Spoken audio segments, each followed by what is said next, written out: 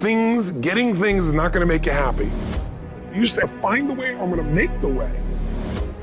What is it that's gonna truly fulfill you? There's a resource that people believe is missing, but failure comes from all the little things. Activity without high levels of purpose is the drain of your fortune. 80% of that is psychology and 20% is the mechanics.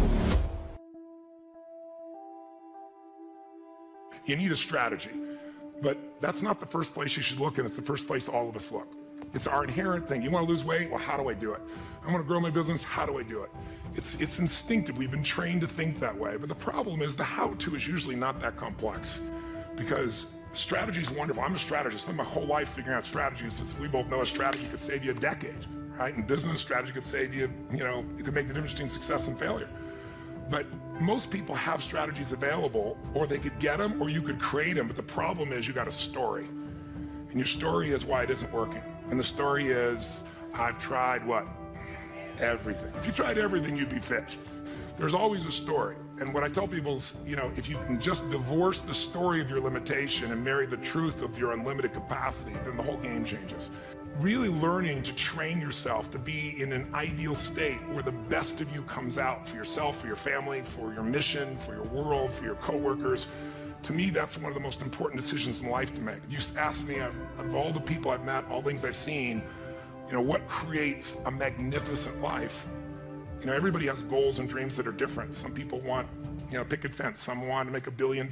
Some, want to have this huge breakthrough in technology. Some people want to write poetry. Whatever is right for people is what I want them for themselves. I don't want them to be like me or you or anybody else. I want them to have their dream. But to have it, you need 2 skills. You need, number 1, to have the science of achievement. It's a science. You have to know how to take your vision and make it real.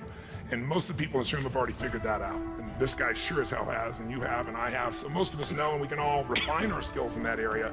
But we know how to take what we dream about, make it real. And if you don't, you can learn from somebody who does.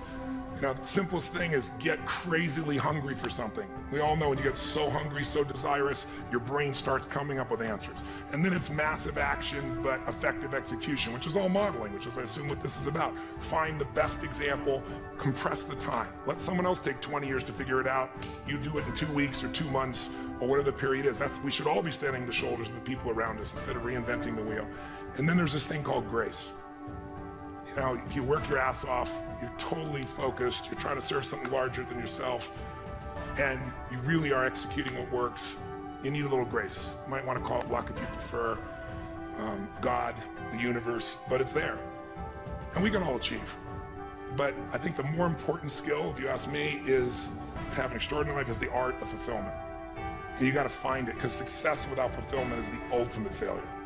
And I get those phone calls all the time for the multi-billionaire entrepreneur or politician or business person or a person just won their Academy Award and they're depressed and they can't tell anybody because they got all their goals, but they're not fulfilled because they really don't have that sense of meaning in their life.